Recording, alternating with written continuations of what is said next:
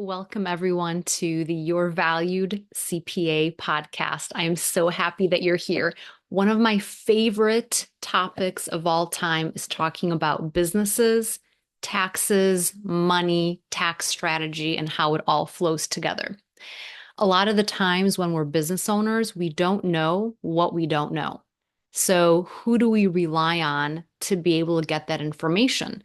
You can find a lot of information out there online from friends, from colleagues, from AI. And at the end of the day, it's all great. However, where can you get the experience and where can you get the information from someone that has the experience of doing it in the past? So, this is why we're here. Today, I'm going to talk about piercing the corporate veil and what that means.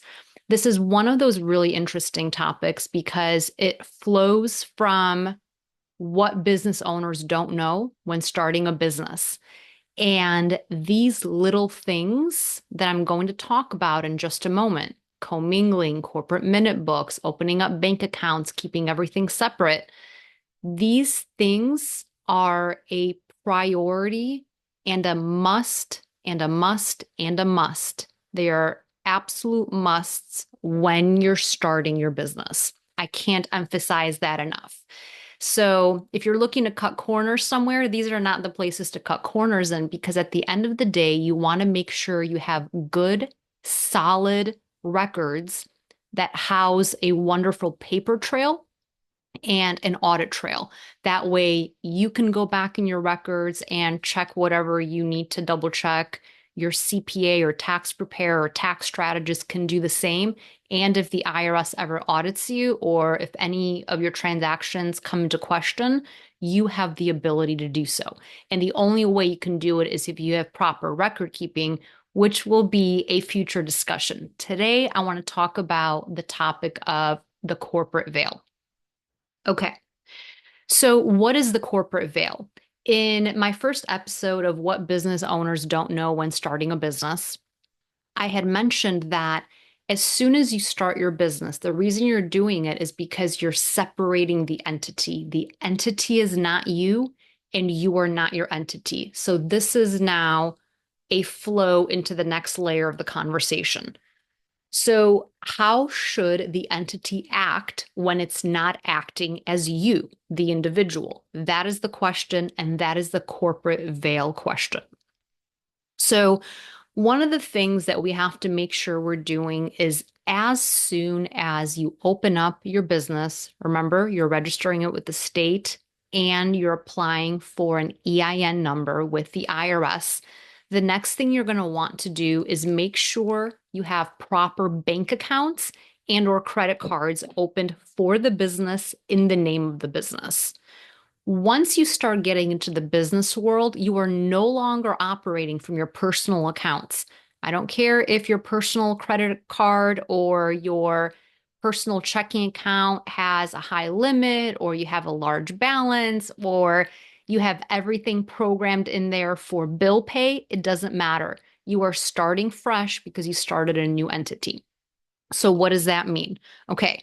You're going to go to the bank, and each bank is going to have their own specific nuances. But at the end of the day, they typically ask for three things. Number one, what is your EIN number? What state did you register in? And what is your operating agreement? Those are typically the standards, and there might be slight nuances, but as long as you have those three, you should be able to open up a bank account for your business anywhere. Okay. Once you do that, you will want to fund your bank account. And typically, you'll want to fund your bank account, I would say at a very minimum, put in the minimum balance. Is it $50? Is it $100, $500, $1,000, whatever the bank requires to keep that minimum bank balance, and try to put in an amount where you're not going to be charged service charges. One of my worst pet peeves is, okay, you put in $100 in the bank, but $1,000 daily balance is required. So you're being charged a $25 or a $15 monthly service fee where all you had to do was just deposit a little bit more money and keep that balance higher. Okay, so that was a quick side note. So once you do that, open up the bank account, check that off your list, and apply for a credit card. You will most likely, if you apply for a business credit card, you will probably get a very small limit because credit card companies don't know your business history. And typically, when you open these up, you're probably going to have to personally guarantee them. So don't let that scare you right off the bat. In future episodes, we can talk about what it means to establish your business credit, and that will be very important down the road. But I don't want that to be your hurdle for not creating a credit account for your business. Okay, so now you have a checking account, you have a credit card account, and you're operating everything through your business. You're going to point your merchant service account if you collect credit cards to your bank checking account so that you receive all your income in that bank. All your expenses, all your monthly bills for the business. So let me rephrase, all your business expenses, all your monthly bills for your expenses, anything business related, you will want to run through either the business credit card or the business checking account. Okay, so then the next question I get is, well, what happens if I don't have enough money in my business checking account? What do I do? At that point in time, you're going to loan your business money, right? So let's say you know you're going to have $5,000 worth of expenses over the next several days or weeks or months. You personally are going to lend the business $5,000, and you'll want to document that as an official business loan, and you'll want to write terms on it. So what's the interest rate? When do you pay it back? Et cetera, et cetera. And that could be another conversation for another day.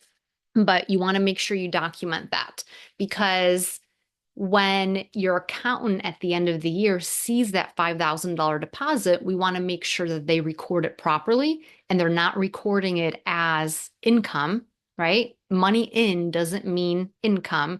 That was actually a loan to the business. So we want to make sure that it's not taxable to you, because it's not, because it's a loan.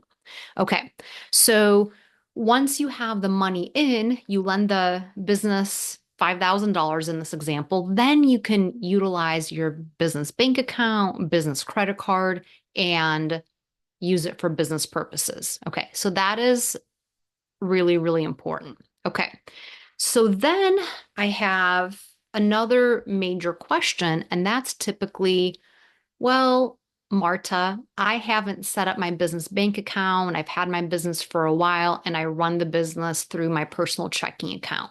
So, first of all, whoa, stop. Let's stop that right now. Now that you know better, let's make sure you're not doing that anymore. And now that you know better, let's make sure you're taking the steps forward to be able to ensure that you have a proper paper trail and that the business is acting as a separate entity and not as you. Okay. So, but let's say you do have that situation where you really didn't know, you started a business and you really didn't have the tools or the resources or the advisors to be able to tell you this. So, the first thing that I will say is, okay, stop either right now or at the very next reasonable date. So let's say it's the beginning of the month. And as of the beginning of the next month, make sure you open up your bank accounts and credit cards and make sure you point everything to the bank of your business so that you're removing it from your personal name, personal title. Okay. Once you do that, then it creates a little bit of an accounting challenge, because moving forward, everything that's run through the business should really only be for business purposes. So theoretically, if you're following that rule and you're truly only accepting income that's business income and truly only charging expenses that are business expenses, then we know that everything in the bank account for the business and the credit cards is business related, and it will be much easier to create financial statements down the road. Now, so what then happens with all of the activity up to that point where it was commingled and you had your personal and business expenses together? So the first thing I'm going to ask you to do is, number one, export everything into an Excel file per year. And if you're good with Excel, you can manipulate it in multiple different ways, but you can either highlight everything that's a business expense and exclude everything that's a personal expense. Or maybe if you're more visual, you want to create columns. So you kind of create a matrix, and in one column, you move the monies that are for business purposes. In another column, you move the monies that are for personal purposes, so that you capture all the activity and you know you didn't lose any data. However, for business financials, for business accounting, for business bookkeeping, for business tax preparation and business analysis, we only want to really see what the business portion is, because that's going to help us identify what needs to happen in the business in the future. How's the business performing? How's the business profits? What are your profits? Are you operating at a loss? How many loans do you have? How much cash do you have? Do you have any reserves? These are the questions we're going to want to answer down the road. And they're going to be super important for you to keep track of so that you have good data and you can make better decisions. However, that's for a later conversation. And in the meantime, let's go back to making sure you're not commingling your books. Okay. So then what happens after that? All right. So then the next thing you want to do is you want to make sure that you have a corporate minute book. And this is a topic that has caused a little bit of controversy because long ago, when corporate minute books were first required, they were really required for corporations who had stock and who had the name corporation, corp, or inc after their name. They were really meant for that. But then, quite a few years ago, LLCs became very popular, and technically the corporate minute book wasn't required for LLCs, but now as a best practice, most business owners, irrespective to their type of tax structure or type of entity, they still purchase a corporate minute book and keep all their corporate records. So let's go into what that is and why that's important. All right.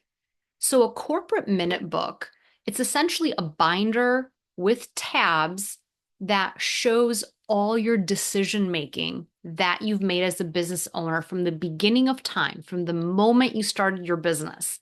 So going back to what business owners don't know when starting a business, the EIN, the articles of incorporation, bank records, right? When you first opened up your bank account, all those official state and IRS letters and forms where you had to make an election or create the entity or maybe open up the bank account, you're going to want to have those records in there. You're going to want to have your operating agreement in there. And then you start building the corporate minute book for every month and every year that you are in existence for the business. And now this is not an all-inclusive list, but you're going to want to set up your board of directors. You're going to have your annual corporate minute books to identify who your officers are, who your directors are, who your managing members are. And this is going to set the tone for what you do in the future. So you're going to have these annual minutes annually by definition. And in the meantime, you're going to have records of minutes, meaning meetings between either you and yourself, if you're the only owner, or you and another partner, and it will be documented. And what should be documented? What's important? And this is always a hot topic of conversation. And at the end of the day, it's every business decision, from opening up a bank account to getting a line of credit to opening up a credit card. So for example, you would give permission to your officers to go and open up a bank account at, let's say, Valley Bank or Wells Fargo or Bank of America or Citibank or whatever bank it is. And you would document that in the notes, indicate who was present, the date that that decision was made, and then you print it and place it in your book. Okay. So then other decisions. If you're going to hire employees, if you're going to hire contractors, if you're going to hire maybe marketing agencies to do your social media marketing or maybe do some traditional advertising, are you going to reimburse for travel expenses? Can you purchase an auto for the business? Can you expense a networking meeting that you had, or maybe an organization that you belong to? So, truly, every single decision that you're making in the business. The first year of the corporate minute book is typically the largest because that's where you're establishing the business and you're establishing yourself and the softwares, the travel, the decisions, the employees, the contractors, the processes, you're establishing all of those. And in the future, you don't have to recreate those minutes unless they change. So it's really important to keep all these decisions in line so that you can create this corporate minute book. Okay. So you may be asking, well, that's a pain in the butt. Well, I will tell you, yes, it is a pain in the butt. It's completely a pain. However, it provides proof and a documented paper trail and an audit trail of decisions if you have to look back at certain business dealings that you've had, or if the IRS or state ever question you or knock on your door and disagree with some of your business dealings or business decisions or business tax filings. That's where the corporate minute book will become your savior. Typically, when we talk about audit trails, a lot of the time it's an extemporaneous knowledge, extemporaneous records, extemporaneous journals that make the difference in these types of decisions. So, what does that mean? When you have a journal that you're keeping tabs on, you're making notes, you're dating every day, that becomes an extemporaneous log of your activities in daily life. So, if the IRS ever comes in and questions what you're up to, this corporate minute book becomes that extemporaneous log where you have your decisions documented. And you need one of these for every single business that you have. Even if it's a business with no activity in it, then you should have a corporate minute book with no activity in it. But at a very minimum, you're going to have the organizational documents from the state, the EIN, the operating agreement, and maybe you open up a bank account. So you will have something in all of your corporate minute books. All right. So one of the things that most business owners don't do is purchase a corporate minute book, which is insane because you can probably purchase one on Amazon or elsewhere for about less than $100, or you can subscribe to a service that provides the corporate minute book and helps you write all your corporate minute books on a monthly basis or on an annual basis. So those are super, super important and can help you if you don't have time, or maybe you just you're unsure on how to handle it. So you may want to hire one of these companies to do that for you. And they're super reliable. And if you have any questions, you can always ask me, and I could always send an amazing referral out to you. Okay, so what happens? We have found. Okay, so here's the question. So, what happens in an IRS audit? If the IRS knocks on your door, sends you a letter, what's one of the first things that they're going to ask for? And so let's circle back around to this. One of several of the basics that they're looking for, and one in particular, is have you dotted your I's? Have you crossed your T's? So, what does that mean? Are you commingling? Have you opened up your bank account? Are you piercing that corporate veil? And I'll get to that in just one moment. But are you acting as if the business is a separate entity? So if you're acting like the business is a separate entity, then you should already have your bank account. You should have your credit cards. You should have your corporate minute book. Everything should be done separately because it's a separate entity. It's not yourself. So it creates this barrier, this corporate veil where there's a reason you set up the business for liability protection, for asset protection, for the privilege of being able to deduct expenses against income earned. And you have other benefits of owning a business that are remarkable. But the IRS just wants you to follow the rules. That's all they want you to do. So that corporate veil is created when you're following these steps to make sure your business is operating separately. And as silly or as tedious or as simple as they may sound, I promise you, most individuals and clients that I deal with and have come in contact with or have shared stories with, most of them failed by not keeping a corporate minute book, and most of them failed by commingling their funds. So it seems obvious and it seems easy to do. But when you're practicing this and you're running your business and you're running your personal life, and sometimes you may grab the wrong credit card and charge something by accident to either the business or to you personally, and then you got to figure out how to move the monies, that's where it becomes a little tricky and sticky. And that's where I want you to keep amazing records. Okay.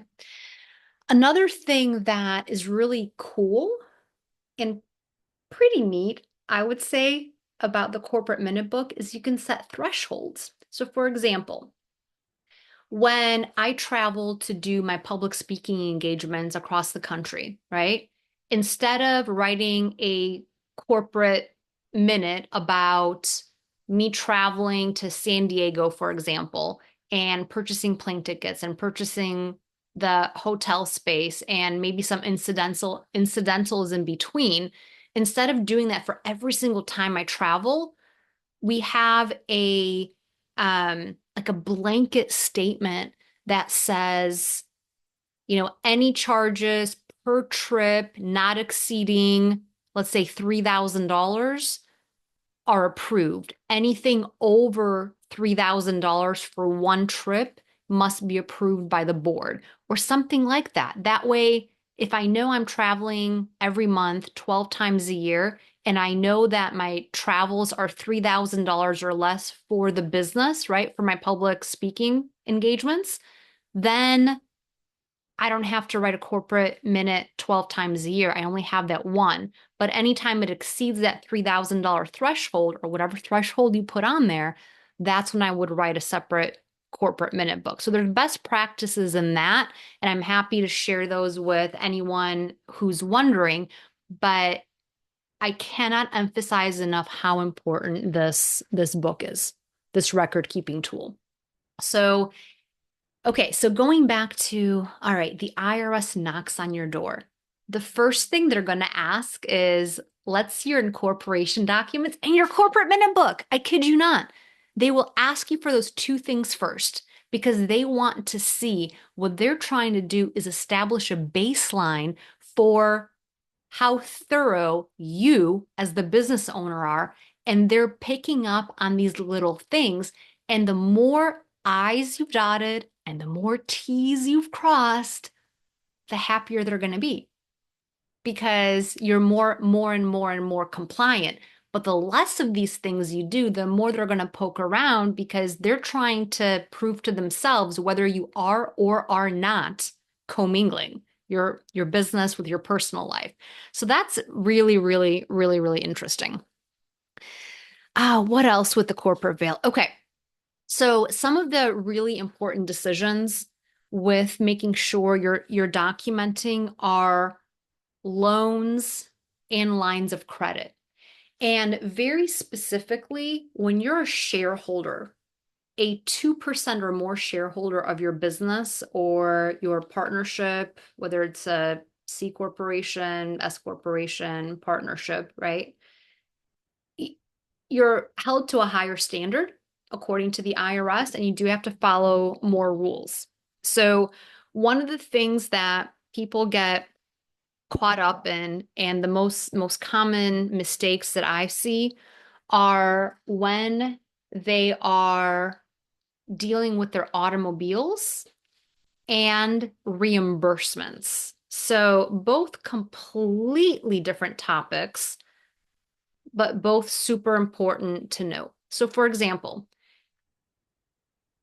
if you purchase or lease an auto through the business, then you need to make sure you're documenting that management and the board of directors or the officers allowed this to transpire, whether you're purchasing or leasing a vehicle through the business, meaning it's the business title and you're financing it through the business. And you have commercial liability insurance for the vehicle. So that's number one thing that I see that really needs to be honed in and cleaned up in a lot of clients, a lot of businesses across the board. And the other flip side to that is when you don't have a vehicle that was purchased or leased by the business, you're using your own personal vehicle. However, you're writing part of your vehicle off, whether it's actual expenses or whether you get mileage reimbursements. You're going to want to make sure that you update that in your corporate minute books as well, because that is considered a major decision, purchasing or leasing or reimbursing for your vehicle. So there's very specific rules about that. So I don't want to get into those here because they're very technical and specific. However, I want to point out that those are two completely different routes that you need to document, either the business owning or leasing, or you personally owning and leasing and getting reimbursed for a portion of it from the business. Two completely separate animals, and they must be documented separately and thoroughly. So, and I'll tackle a little bit on the auto side if you're personally purchasing or leasing the auto. And I'm being very, very, very cautious and technical in what I'm saying because I don't want to create confusion. I want to create some barriers for you so you can understand that there are very specific rules you have to follow with this type of deduction. So if you're using your own personal vehicle and you're either writing it off on the business or getting reimbursed on the business, you're always going to want to make sure you are adding back personal use. So meaning if the auto is used for personal and business purposes, you don't want to deduct the full auto for the business. You're only going to want to deduct the business portion. So one of the strongest methods that I have found to be able to do that is to make sure you have a log of where you drive for business purposes. So at the end of the year, let's say you drove 15,000 miles. How many of those miles were really for business? Were it 3,000, 5,000, 12,000? I don't know. So you'll have to keep a log of that to be able to determine how many miles you actually drove for the business. And that in turn will then help us determine some of the other steps of how we can deduct the automobile and what will be the most tax advantageous for you for that specific tax year. So if you do have a personal vehicle, make sure you're keeping a log. And that will certainly help clear up a lot of confusion at tax time. And you'll always want to get better in your record keeping for your autos. And if there's anyone out there considering purchasing an auto before the end of the year, then if it's truly for business purposes, if you purchase it or lease it through the business and have commercial liability insurance through the business, and you have another vehicle that you use for personal purposes, that's when you also want to document things separately so that it never gets confused that you're using that business vehicle for personal reasons. So super, super important. Please make note of that. And I'll make sure I have another video just on automobile deductions. Another thing when we're making sure we're setting up everything correctly for your business, right? Making sure we're not piercing that corporate veil is we want to make sure we're recording our reimbursements properly.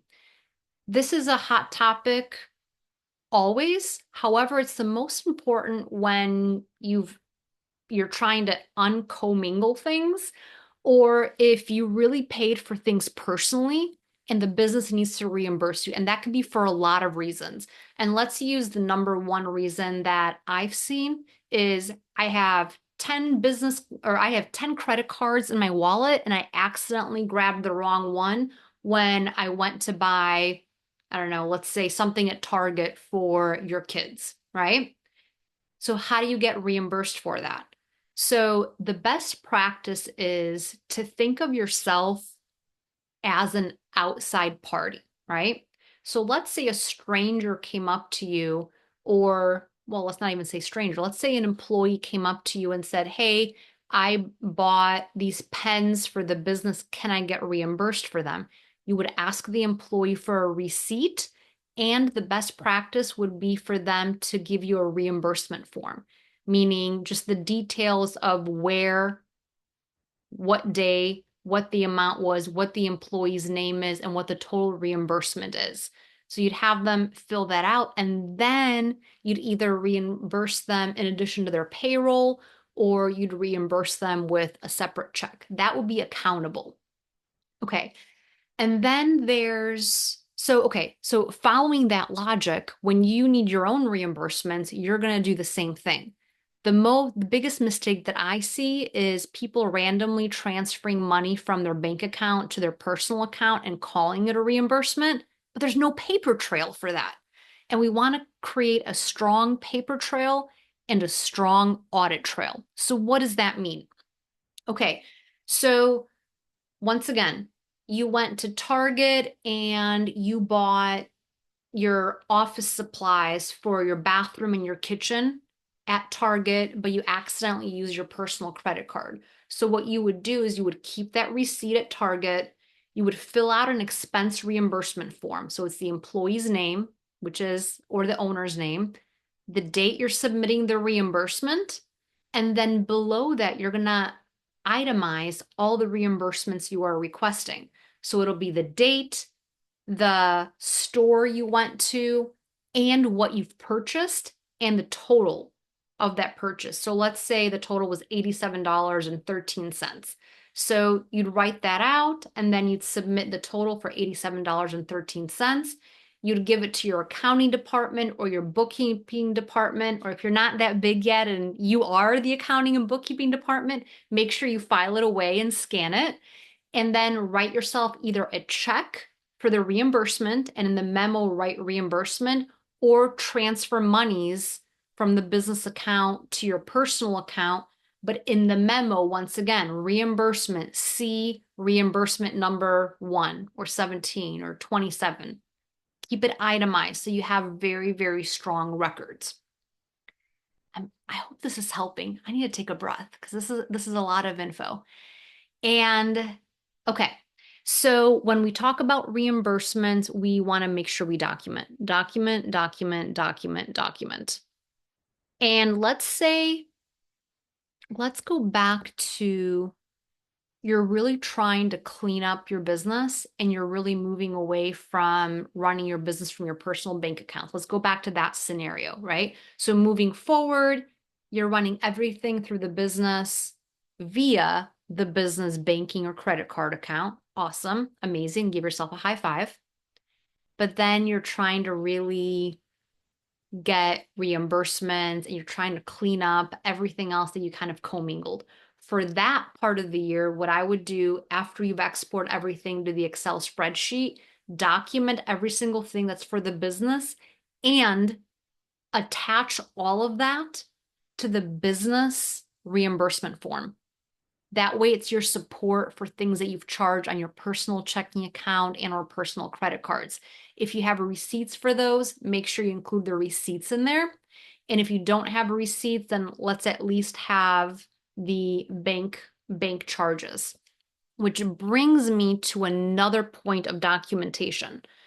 When the IRS looks for support, receipts are primary documentation.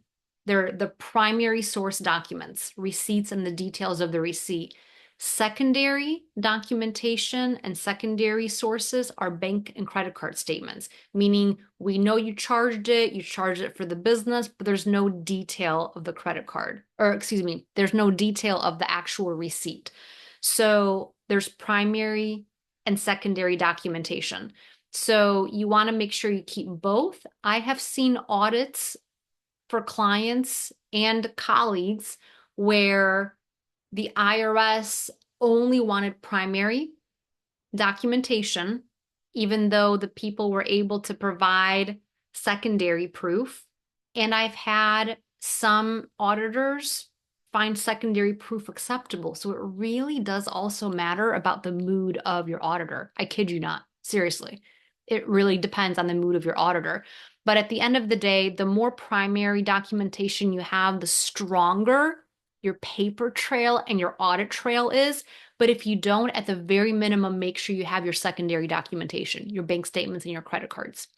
So I hope that helped clarify about not commingling. Um, let's see if there's anything else there. So reimbursements are super important. Make sure you document it. Oh, I'm going to mention one more thing before I complete this video. I want to talk about arm's length transactions.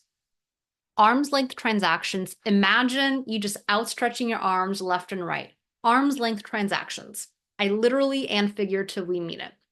What does that mean? It means that you never want to get too close to your business. So, what does that really mean? It really means you're preventing commingling, you're preventing acting in a way that favors yourself over others. It prevents you from skewing your decision-making process just because you're the owner, even though you would set someone else at different expectations. Okay. So it just means treat everybody equally and treat yourself as a third party when you're dealing with yourself and your business. One of the slippery slopes that I have seen is people taking shortcuts, or let me rephrase, business owners taking shortcuts when they're dealing with their own business because they're thinking, I'll document that later. I'll save that receipt later. I'll create my corporate minute book later. I'll open up that bank account later. And then they do their transaction and they never get to whatever they put aside for later. And then it comes to bite them in the butt. And it really becomes a more overwhelming process to be able to undo the things that they cut corners in because they didn't have the time to do it at that point in time. So one of the biggies that we always see is with loans, with reimbursements and autos. Those are the three categories that I really want you to pay attention to and keep your eye on. And if you do anything in this upcoming new year, at least get your reimbursements straight. Make sure you're documenting your automobiles. And if you have any loans that you have lent to the business to capitalize it, to make it flow so you never run out of money, make sure you're doing that. So think about going back to arm's length transactions, right? Think about yourself as the bank, right? If you went to the bank and you went to Bank of America, let's say, and you asked them for a loan, they wouldn't just give you cash. They would, one, check your record. Number two, you'd get a term sheet, right? You get what the loan amount is, when they expect to get it back, what date you're going to pay it, what the interest rate is going to be. And that's what you have to replicate for yourself. So if you lend, going back to the initial example in the beginning of the video, you lend the business $5,000 because the business hasn't started earning money yet, that $5,000, you're going to want to make sure you document and put terms on it. When do you need it paid back? What's the interest rate? What date do you have to pay it back? And include that decision in your corporate minute book. Here, you're completing a full circle in starting your business, opening up the proper accounts and the proper record keeping mechanisms so that you are not piercing the corporate veil. I want to end with this. You have an extraordinary idea. You have all the power and the energy and the amazing light inside of you. I want your journey to be easy. I don't want you to trip up over things that could have been prevented. So I hope you find these videos and these podcasts helpful because I want you to be super, super successful and have all the tools and resources and advisors at your fingertips so you never feel like you don't know what you don't know. That's the area where we can potentially get in trouble, and I want to make sure that doesn't happen to you. So, till next time, I hope you have an extraordinary day. Bye.